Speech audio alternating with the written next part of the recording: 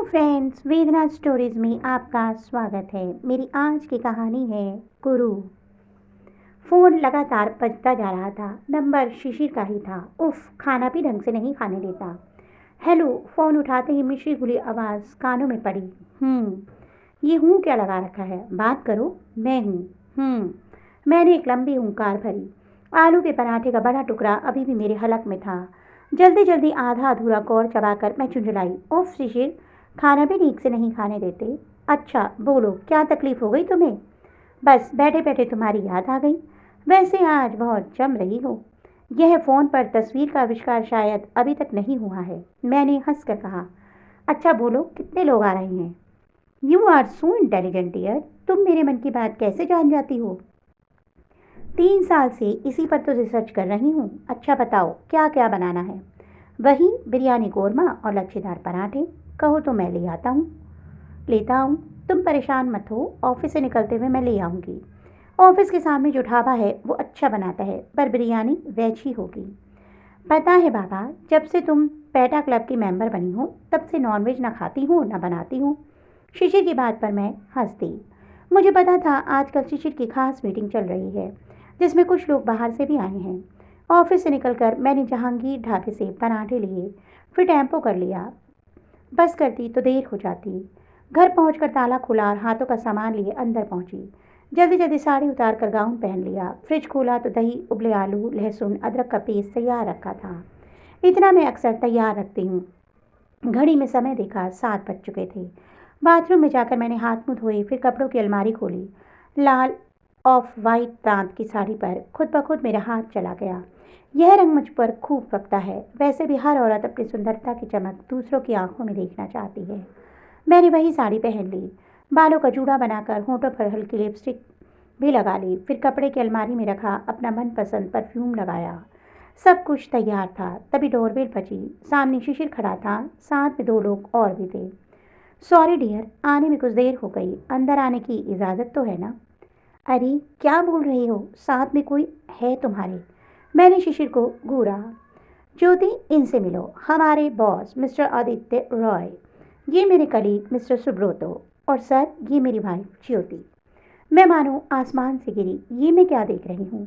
मेरे सामने आदित्य खड़ा था। जीवन में कभी आदित्य मुझे इस रूप में मिलेगा मैंने कभी सोचा भी नहीं था। लेकिन जीवन का बहुत बड़ा सच मेरे सामने था। ए, क्या हो गया? शिशिर ने मुझे टोका। नमस्ते मिस्टर रॉय। मैंने बड़ी मुश्किल से हाथ जोड़े।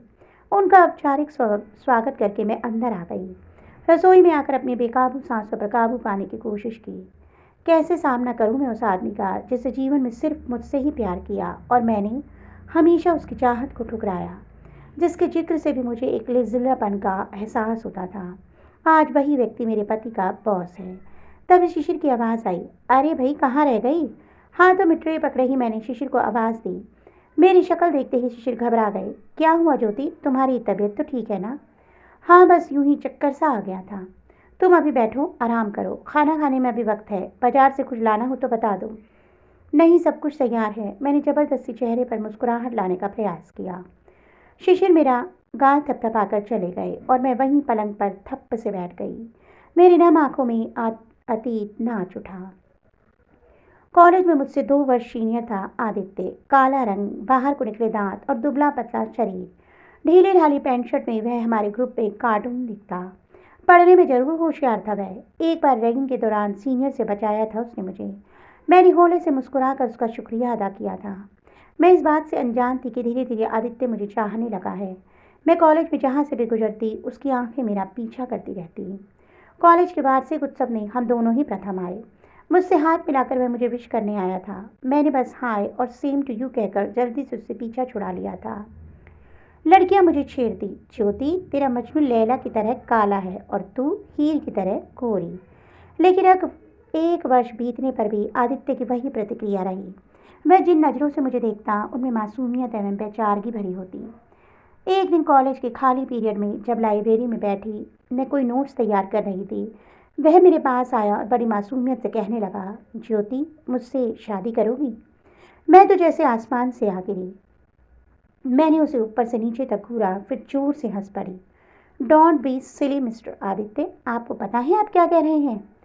हाँ ज्योति, मैं तुमसे पूछ रहा हूँ कि क्या जीवन के सफ़र में मेरी साथी बनोगी। मैं अभी शादी करने के लिए नहीं कह रहा हूँ, शादी मेरे सेटल होने के बाद ही होगी।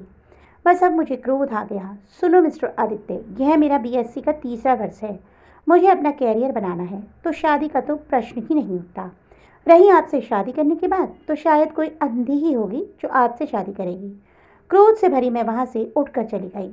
आदित्य के चेहरे की बेचारगी देखने के लिए मैं वहां रुकी नहीं। आदित्य का वह आखिरी साल था। पेपर देकर वो चला गया, फिर मुझसे कभी नहीं टकराया। न मैंने ही जानने की कोशिश की कि वो कहाँ है। बीएससी के बाद ही मैंने नौकरी कर ली और 2 वर्ष बाद ही मेरी शादी शिशिर से हो गई। ज्योति, क्या हुआ? शिशिर मुझे पुकार रहा था। मैं घबरा कर उठ बैठी। कुछ नहीं, यूं ही जरा आंख लग गई थी। खाना लगाऊं क्या? श्योर। हाँ, पराठे तुम लाई थी ना? हाँ, बस अभी गर्म करती हूँ। मैं चुपचाप खाना मेज पर लगाने लगी। खाना स्वादिष्ट था, यह सुब्रोतो ने कहा था। आदित्य चुपचाप खाना खाता रहा। मैं धीरे धीरे सर्व करती रही। वे लोग राजनीति पर बातें करते रहे। नई और पुरानी साझा सरकारों पर चर्चा होती रही। खाने के बाद सुब्रोतो ने बाथरूम पूछा तो शिशिर उसे बाथरूम दिखाने चला गया। आदित्य हाथ धो चुका था और जेब में हाथ डाले खड़ा था। अभी तक नाराज है मुझसे। नहीं ज्योति, गलती तुम्हारी नहीं थी। हर कोई सुंदरता ही चाहता है, लेकिन तुम कुरूप होती तब भी मैं तुम्हें इतनी शिद्दत से चाहता।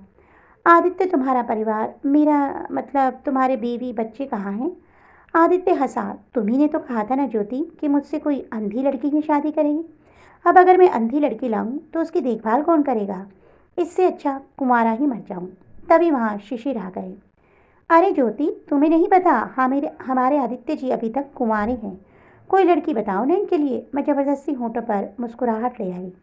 रात में मैंने शिशिर को कुरेदा कि ये तुम्हारे बॉस अभी तक कुंवारे क्यों हैं? क्यों भाई, तुम्हारा इरादा तो नेक है ना? शिशिर ने मुझे छेड़ा। शिशिर की बात पर मैं हंस दी। फिर ना कभी आदित्य आया, ना उसका घर में कभी जिक्र ही हुआ।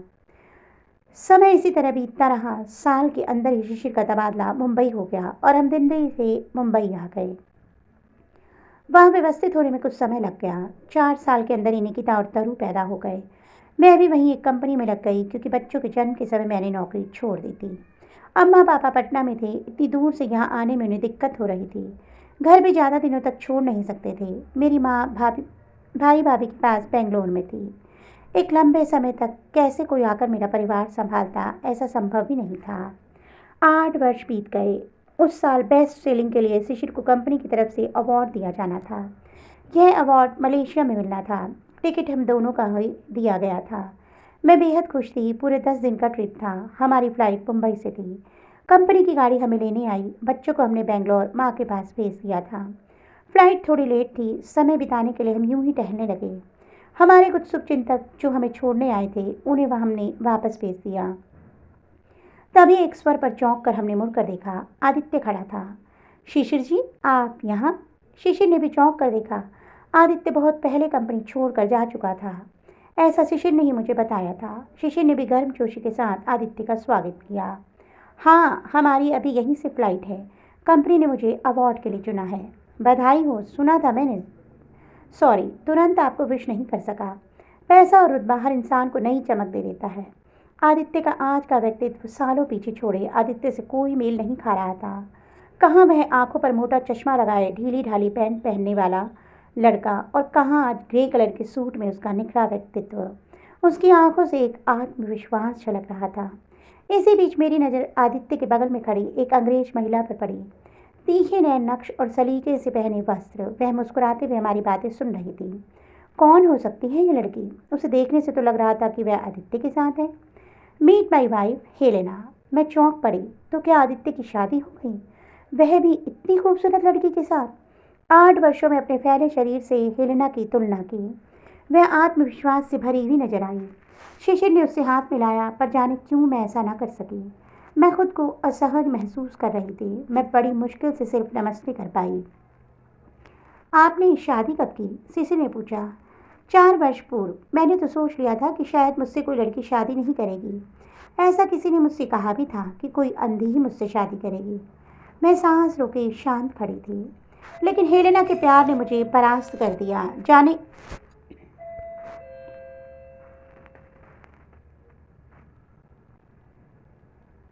लेकिन हेलेना के प्यार ने मुझे परास्त कर दिया। जाने इसमें मुझे क्या दिखा जो इसने मुझे अपनाया, इतना सारा प्यार दिया। हेलेना मुस्कुरा कर आदित्य के सीने से लग गई। अचानक मुझे एक झटका सा लगा। सालों पहले अपनी कही बात मुझे याद हो आई। क्या आदित्य आज तक इस बात को दिल से लगाए बैठा है? मेरी आंखें शर्मिंदगी से झुक गई। ठीक है, मैंने उसे प्यार न करती, पर उस पर कटाक्ष तो न करती। आदित्य बता रहा था कि आजकल वह जेनेवा में है। हेलेना जेनेवा विश्वविद्यालय में प्रवक्ता है। सुंदरता एवं कुरूपता का यह सुंदर मिलन न मैंने कभी देखा था न सुना था। आदित्य आंखों में ढेर सारा प्यार लिए हेलेना को निहार रहा था। जाने क्यों आज अपनी नज़रों से मैं खुद को बहुत छोटा महसूस कर रही थी, बहुत ही गुरु। तो दोस्तों, आपको मेरी ये कहानी कैसी लगी कमेंट बॉक्स में अवश्य बताइएगा। अगर कहानी अच्छी लगी हो तो कहानी को लाइक कीजिएगा और चैनल को सब्सक्राइब करना मत भूलिएगा। जल्दी ही ऐसी नई रोचक कथाओं के साथ आपको मिलूंगी। तब तक के लिए बाय बाय।